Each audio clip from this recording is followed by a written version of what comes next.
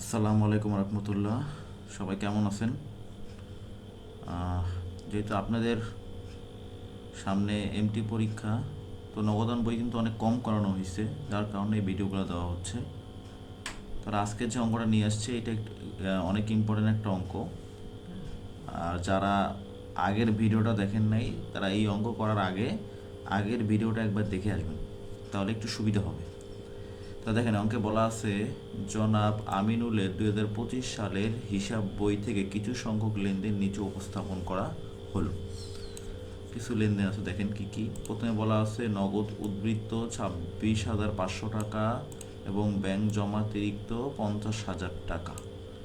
তারপর দেখেন 20,000 টাকার পণ্য 5% বাট্টায় নগদে ক্রয় করা হলো। তা বলছে ব্যাংক থেকে উত্তোলন, আমরা জানি ব্যাংক থেকে উত্তোলন আর ব্যাংকে জমা দেওয়া এরকম হচ্ছে কন্ট্রা এন্ট্রি। তারপর বলছে চেক দ্বারা 1500 টাকার বিজ্ঞাপন ব্যয় বাবদ পরিশোধ করা হলো। আর রফিকের নিকট হতে 8,000 টাকার পণ্য ক্রয় করা হলো। হ্যাঁ, আকরাম খানের পাওনা 1800 টাকা, পাওনার পূর্ণ নিষ্পত্তিতে 1750 টাকার চেক প্রদান করা হলো। তা বলছে যে দুর্জয়কে 5% বাট্টা মঞ্জুর করে তার নিকট থেকে 2850 টাকার চেক পাওয়া গেল। রফিকের নিকট পাওনা চেক দ্বারা পরিশোধ করা হলো, আর হচ্ছে বিনামূল্যে পণ্য বিতরণ করা হলো। এই বলছে এখানে দেখেন উপযুক্ত নগদান বই প্রস্তুত করো। উপযুক্ত বলতে যে আপনার লেনদেনগুলো পড়তে হবে এবং দেখতে হবে যে এখানে কয় ঘর নগদান বই হবে, 1 ঘর, 2 ঘর না 3 ঘর। তো যেহেতু এখানে আমরা দেখলাম যে এখানে নগদ বাট্টা আছে, নগদ বাট্টাটা কি?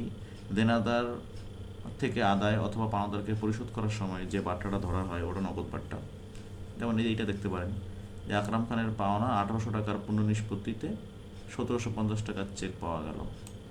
হ্যাঁ, তারা আমরা চেক প্রদান, তাহলে দেখো যে সে পাইতে হচ্ছে 1800 টাকা আর আমরা দিলাম হচ্ছে 1750 টাকা, তাহলে 50 টাকা হচ্ছে নগদ বাট্টা এটা। তো এর দেখেই বোঝা যাচ্ছে যে এটা 3 ঘর নগদান বইয়ে আসবে। এই আরেকটা যেটা বাট্টা হচ্ছে এইটা যে 20,000 টাকার পণ্য 5% বাট্টায় নগদে ক্রয়, এটা হচ্ছে কারবারি বাট্টা। কেন? আমরা জানি পণ্য ক্রয় বিক্রয়ের সময় যে বাট্টা ধরা হয় ওটা হচ্ছে কারবারি বাট্টা। এই কারবারি বাট্টার জন্য কোনো কোনো বাট্টার ঘর করতে হয় না, ওটা ডাইরেক্ট এই 20,000 টাকা থেকে পার্সেন্ট করে, এই 20,000 টাকা থেকে পার্সেন্ট করে কী করা হয়, মাইনাস করেই দেওয়া হয়, তারপর পোস্টিং দেওয়া হয়। তাহলে দেখেন এবার আসি। প্রথমে বলছে যে মে 1, তা আমরা একটা নগদান এইভাবে একটা নগদান বইয়ের ছক আট করবেন। সুন্দর করে নগদান বইটা ছক খাতায় আট করবেন। আট করার পরে এখন দেখেন প্রথম লেনদেনে কি বলছে যে নগদ উদ্বৃত্ত 26,500 টাকা। নগদ উদ্বৃত্ত মানে হাতে কয় টাকা এই মুহূর্তে আছে, মানে ব্যালেন্স আছে। তাই নগদ উদ্বৃত্ত আমরা জানি নগদ উদ্বৃত্ত হচ্ছে একটা সম্পদ, আর সম্পদের উদ্বৃত্ত, নগদ মানে সম্পদ, সম্পদের উদ্বৃত্ত বা সম্পদের ব্যালেন্স সবসময় ডেবিট পাশে লিখতে হয়। তাহলে আমরা ডেবিট পাশে চলে গেলাম, এই যে ডেবিট পাশ, এটা ডেবিট পাশে গেলাম। এখানে দেওয়া আছে সাল, এ তারিখ দিবেন, এই তারিখগুলো দিবেন মে 1। তারপরে লিখবেন ব্যালেন্স বিডি, যে ব্যালেন্স বিডি, ব্যালেন্স বিডি কত? নগদ, যদি নগদ উদ্বৃত্ত বলছে যে নগদের ঘরে 26,500 টাকা লিখবেন। আর এইদিকে বলেছে হচ্ছে হলুদ করে দিছি আমি এখানে যে ব্যাংক জমাতিরিক্ত। হ্যাঁ, ব্যাংক জমাতিরিক্ত হচ্ছে 50,000 টাকা। এখানে লেখা আছে ব্যাংক জমাতিরিক্ত। ব্যাংক জমাতিরিক্ত একটা দায়, আর দায়ের ব্যালেন্স সর্বদা ক্রেডিট পাশে প্রকাশ করতে হয়। তাহলে আমরা ক্রেডিট দিকে চলে যাই, এই যে ক্রেডিট পাশ হচ্ছে এই দিকটা। হ্যাঁ, এই দিকে দেখেন আবার মে 1 দিবেন, এখানে দিয়া এ পাশেও দিবেন কি যে ব্যালেন্স বিডি। যেহেতু ব্যাংক জমাতিরিক্ত তার টাকাটা বসবে কোথায়? এই ব্যাংকের ঘরে। দেখেন এই ব্যাংক বরাবর, এই যে ব্যাংকের ঘরে, এই যে ব্যাংক বরাবর। ওকে, এই যে ব্যাংক বরাবর, এই যে ব্যাংকের ঘরে 50,000 টাকা। ওকে, তারপর আসি যে 20,000 টাকার পণ্য 5% বাট্টায় নগদে ক্রয় করা হলো। লেখাই আছে যে নগদে ক্রয় করা হলো। তাহলে একটা জিনিস যে আমরা বলছিলাম যে পণ্য ক্রয় বিক্রয়ের সময় যে বাট্টাটা ধরা হয় ওটা হচ্ছে কারবারি বাট্টা। কারবারি বাট্টা সবসময় এই যে মূল টাকা থেকে মাইনাস করতে হয় আগেই। তাহলে 20,000 টাকার 5% হচ্ছে এটা 1,000 টাকা। তাহলে 1,000 টাকা হয়, তাহলে 20,000 টাকা থেকে 1,000 টাকা যদি আমরা বিয়োগ করি তাহলে থাকে হচ্ছে কত? 19,000 টাকা। হ্যাঁ 19,000 টাকা থাকে, তাহলে এখন দেখেন তাহলে 19,000 টাকা লিখবো, কোথায় লিখবো, ডেবিট দিকে না ক্রেডিট দিকে? তো দেখেন নগদে পণ্য ক্রয়, আচ্ছা বলুন তো নগদে পণ্য ক্রয় করলে টাকা আসে না চলে যায়? নিশ্চয়ই চলে যায়। চলে গেলে কোন পাশে হয়? এই যে প্রধান পাশে। হ্যাঁ, প্রধান পাশে লিখবেন, তারিখ দেবেন 4 তারিখ, এই লিখবেন ক্রয় হিসাব। যেহেতু পণ্যটা ক্রয় করেছি তাহলে লিখবেন যে ক্রয় হিসাব। ক্রয় হিসাব এদের নগদের ঘরে, এদের নগদ পাশে 19,000 টাকা। ওকে,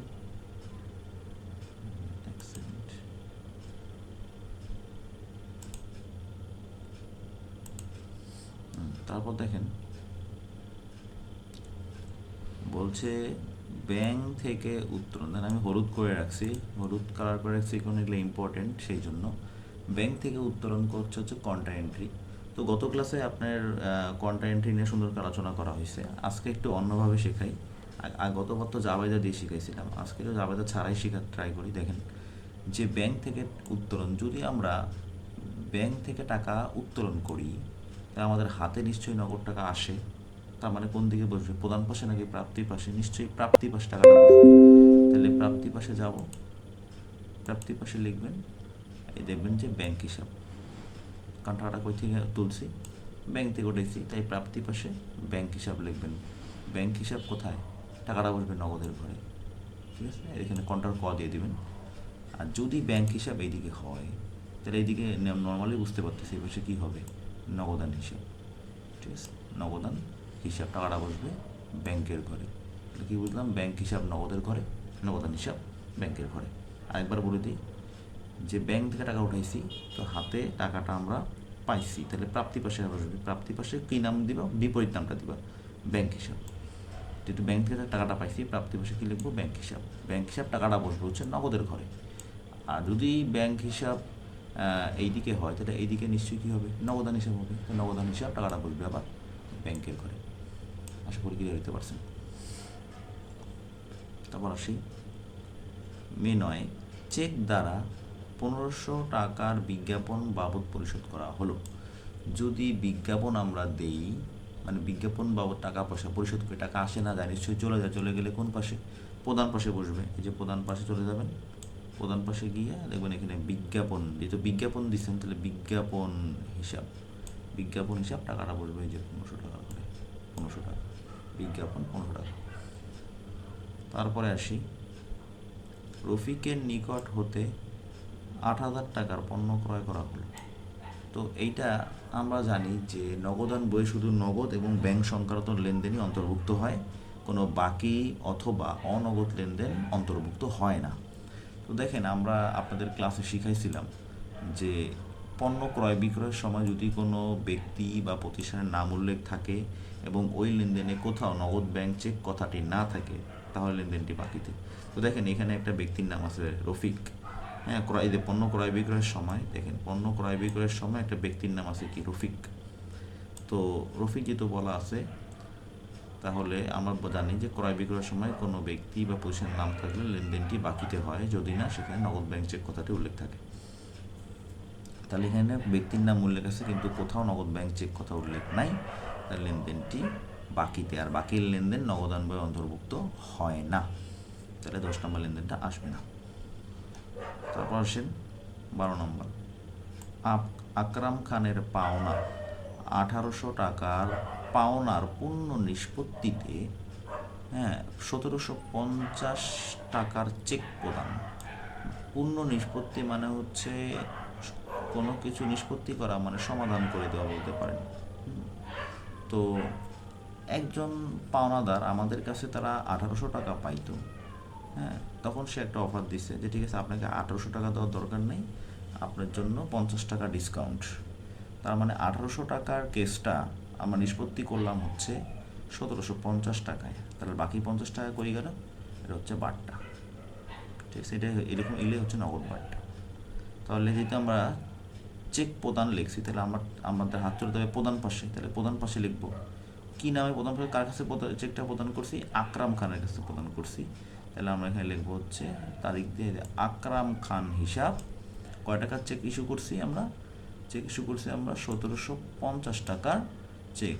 আর বাকি 50 টাকা হলে 1800 হয়ে যাবে, তাহলে বাকি 50 টাকা নিশ্চয়ই কী হয়ে গেছে, বাট্টা হয়েছে, বাট্টা 50 টাকা। বাট্টার ঘরে। অর্থাৎ বাট্টা পাই বা দেই সেটা মেন কথা না, মূল টাকা যেই দিকে বসবে বাট্টার টাকাটাও সেই দিকেই বসবে। তারপরে আসি, এটা খুব ইম্পর্টেন্ট, তাই এটা একটু অন্য কালার করে রাখছি। দেখেন, দুর্জয়কে 5% বাট্টা মঞ্জুর করে তার নিকট থেকে 1850 টাকার চেক পাওয়া গেল। কথাটার মানে হচ্ছে যে এই বাট্টাটা মঞ্জুর করা হয়েছে, তারপরেই কিন্তু 2850 টাকা চেক পাওয়া গেছে। তার মানে এই 2850 টাকা থেকে আগে থেকে কিন্তু 5% বাট্টা কী করা হয়ে গেছিল, কেটে রাখা হয়েছে, তারপরে কিন্তু চেকটা লেখা হয়েছে।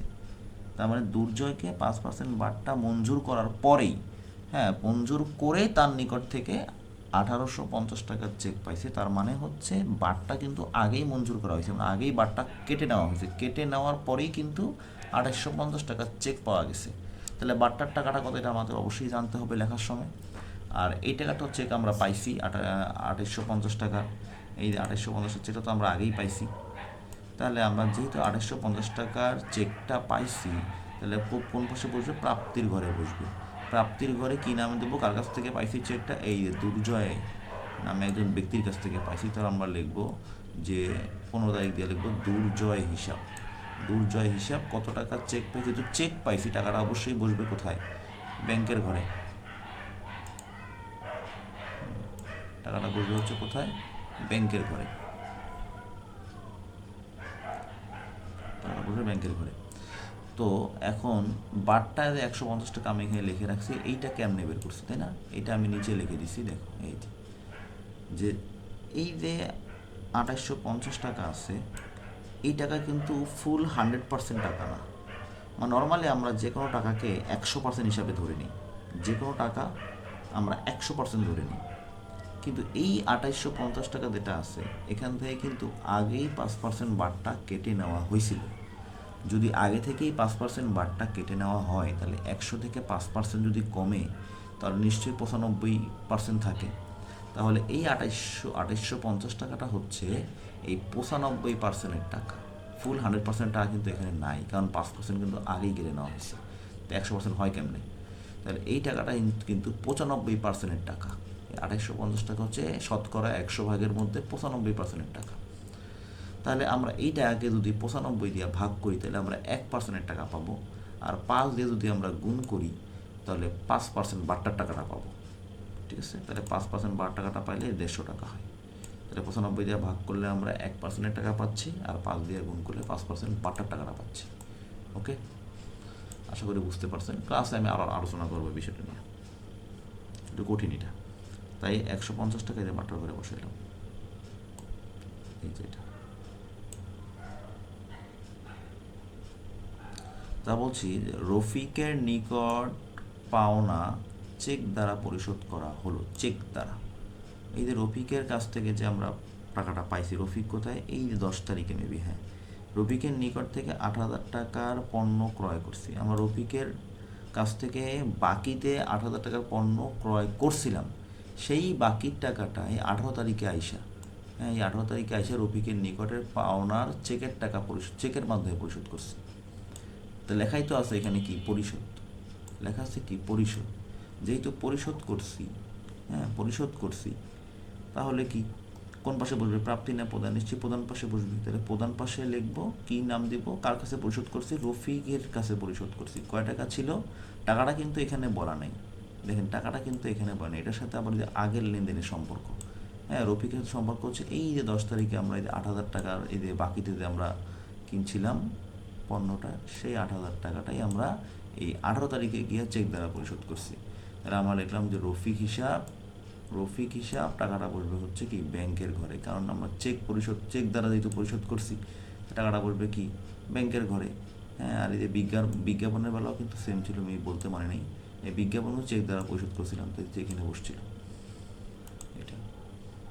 তারপর দেখি কি আছে, লেখা আছে বিনামূল্যে পণ্য বিতরণ করা হলো। বিনামূল্যে পণ্য বিতরণ করছে, আসলে বিনামূল্যে পণ্য বিতরণ করা হয় বিজ্ঞাপন দেওয়ার উদ্দেশ্যে, হ্যাঁ, কিন্তু যেহেতু এখানে বলাই আছে বিনামূল্যে, বিনামূল্যে তো বলাই আছে, বিনামূল্যে তার মানে নিশ্চয়ই নগদ টাকা দিয়ে লেনদেন হয় নাই। হ্যাঁ, ব্যাংকের মাধ্যমেও লেনদেন হয়নি, তাহলে এইটা কি নগদান বইয়ে আসবে? নিশ্চয়ই আসবে না, কারণ আমরা জানি নগদান বইয়ে শুধুমাত্র নগদ আর ব্যাংক সংক্রান্ত লেনদেন আসে, আর যেহেতু বিনামূল্যে বলাই আছে তাহলে নগদান বই অন্তর্ভুক্ত হবে না।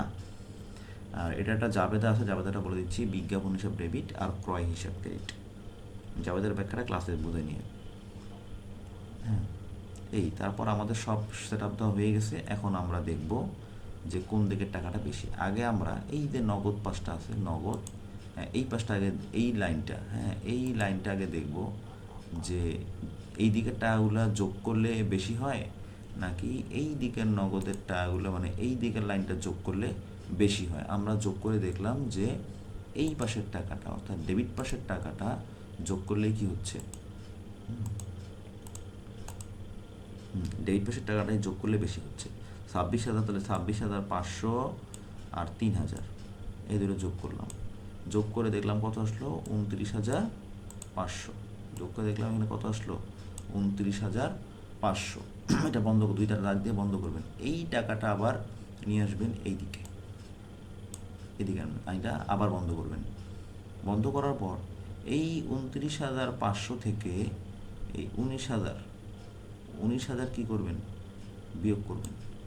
এটা তো সিরির টাকা, এখন আসবে না। বিয়োগ করার পরে দেখবেন যে এখানে আসবে হচ্ছে 10,500 টাকা। এই যে মাইনাস করে যে টাকাটা আসলো, এটাই হচ্ছে ব্যালেন্স সিডি, এটাই হচ্ছে ব্যালেন্স সিডি। আর ব্যালেন্স সিডি সবসময় মাসের শেষ তারিখে হয়, তাই 31 তারিখ দিছে, কারণ মে মাস হচ্ছে 31শে মাস। এইটা তারপরে দেখেন ব্যাংকের টাকা কোন দিক বেশি হয়, এই ব্যাংকের ঘরটা এখন যোগ করে দেখেন এই পাশে যোগ করলে বেশি হচ্ছে নাকি, একটু ব্লার করে দিচ্ছি,